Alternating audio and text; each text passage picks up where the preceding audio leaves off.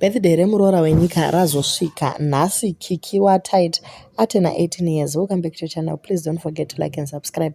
Zvinondifadza chaizvo kuti utene makore ako musi wevalentine, nekuti pese panoitika valentine iwe unenge uchiwana double the presents yerudo pamwe chete neye kuzvarwa. Saka pavakamboenda kwaola, Tytie akataura kuti Kiki ane 17 years uye vakanga vasingaiti zvebonde nekuti mwana achiri mudiki, handiti kureva iye Kiki. Saka iko zvino anyora iye akati iko zvino hauchasungisi waaligawo, takugona kuita zvatinoda tasununguka.